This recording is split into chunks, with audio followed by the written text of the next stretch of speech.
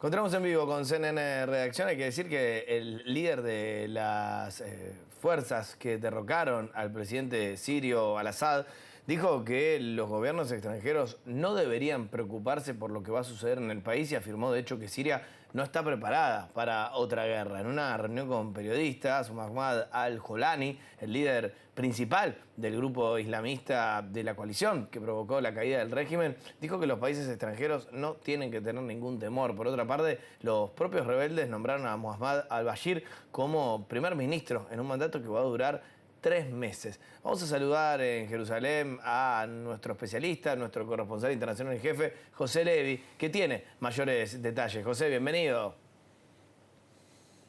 Hola Nacho, buenas tardes. Realmente declaraciones que de alguna forma intentan tranquilizar a la comunidad internacional, ya que el Julani, tenemos que recordar que es alguien buscado por Estados Unidos como terrorista global por sus relaciones con Al-Qaeda, sobre todo también con ISIS. Entonces, él ahora intenta irradiar de alguna manera moderación, pragmatismo. Y esto puede ser importante. Lo que él asegura es efectivamente que no hay que preocuparse, que Siria no quiere entrar en guerras, que está exhausto su pueblo ya después de los 13 años de guerra civil, que ahora hay que centrar las miradas en la reconstrucción de Siria, en la estabilidad en el interior del país. Y vemos que, de hecho, se puede hablar de relativa calma estos días, al menos en la capital, en Damasco. No se ven grandes saqueos, no se ve señales de luchas callejeras, y entonces todo esto crea cierta esperanza. Pero, por ejemplo, vemos en lo que era el mausoleo del padre de Bashar el-Assad, de Hafez el-Assad, en la zona de Latakia, en la zona costera de Siria.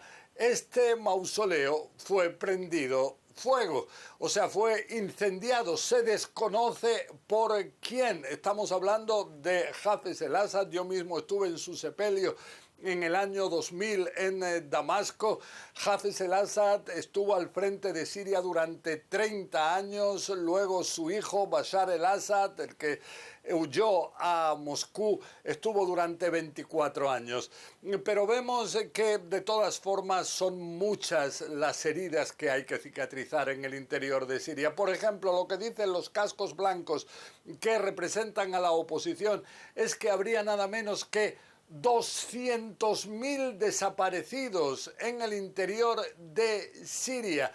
Por eso vemos que muchas personas intentan acercarse a las cárceles para ver si pueden encontrar ahí a sus seres queridos. Se sabe que hay fosas comunes enormes, pero se llama a la población a no abrirlas, sino hacerlo de una manera ordenada para poder verificar los restos que se encuentran en esas zonas.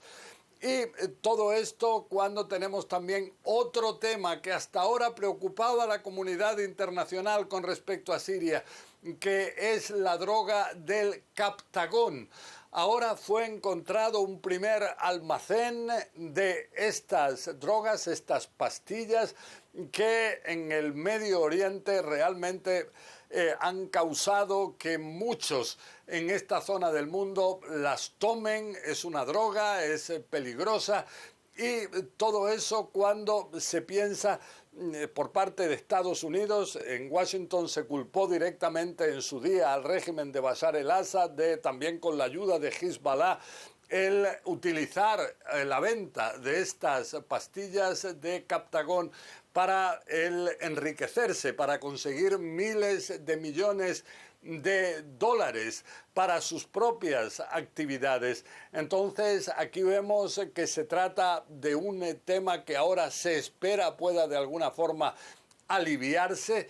Y todo esto cuando vemos que el líder supremo de Irán, el ayatollah Ali Khamenei, él aseguró que la caída de Bashar el-Assad, su gran aliado en Siria, fue por una conspiración de Estados Unidos e Israel. Nacho.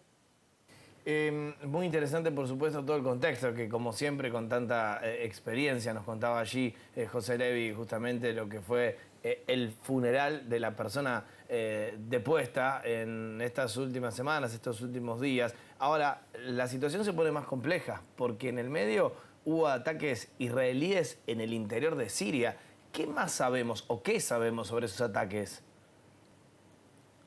Bueno, realmente se trató de ataques masivos. Ahora los israelíes reconocen que han realizado 480 ataques aéreos en 2-3 días.